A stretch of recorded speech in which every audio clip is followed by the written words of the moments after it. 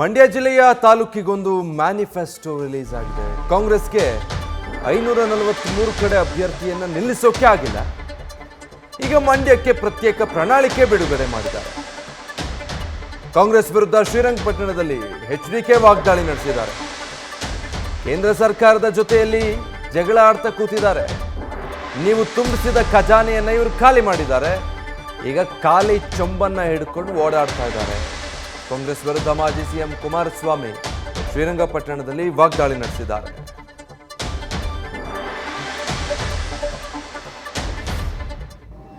ಇವತ್ತು ನೀವು ಮಂಡ್ಯ ಜಿಲ್ಲೆಗೆ ಒಂದು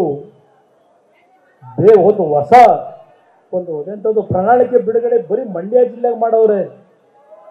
28 ಲೋಕಸಭಾ ಕ್ಷೇತ್ರ ಚುನಾವಣೆ ಕಾಂಗ್ರೆಸ್ ಪಕ್ಷ ದೇಶದಲ್ಲಿ 200 ಕಡೆ ಚುನಾವಣೆ ನಿಂತವ್ರೆ. 545 ಜನಕ್ಕೆ ನಿಲ್ಸಕ್ಕೆ ಆಗಿಲ್ಲ. ಅವರು 543 ಜನನ್ನ.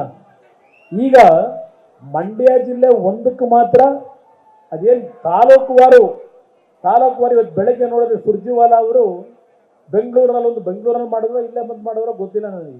ಯಾರೋ ಸ್ನೇಹಿತರು ಫೋನ್ ಮಾಡಿದ್ರು. ಪ್ರತಿ ತಾಲೂಕಿಗೆ ಒಂದೊಂದು ಮ್ಯಾನಿಫೆಸ್ಟೋ, ಹಿಂಗೆ ಮಾಡ್ತೀವಿ, ಹಂಗೆ ಮಾಡ್ತೀವಿ, ಅದು ಮಾಡ್ತೀವಿ, ಇದು ಮಾಡ್ತೀವಿ, ಶ್ರೀರಂಗಪಟ್ಟಣಕ್ಕೆ ಅದೆಂಥದ್ದು ಇದು ಹಳೆ ನಾಲೆಗಳಿಗೆಲ್ಲ ಆಧುನೀಕರಣ ಮಾಡ್ತೀವಿ, ಪ್ರವಾಸೋದ್ಯಮಕ್ಕೆ ಏನೋ ಕೊಡ್ತೀವಿ, ಏನೇನೋ ಹೇಳ್ಕೊಂಡವ್ರೆ. ಈಗ ಅವರು ಏನು 8 ತಾಲೂಕಿನ ಬಗ್ಗೆ, ವಿಧಾನಸಭಾ ಕ್ಷೇತ್ರಗಳ ಬಗ್ಗೆ ಇವತ್ತೇನೋ ಒಂದು ಪ್ರಣಾಳಿಕೆ ಬಿಡುಗಡೆ ಮಾಡಿದ್ದಾರೆ. ದುಡ್ಡೆಲ್ಲಿಂದ ತರ್ತಾರೆ ಇವರೀಗ?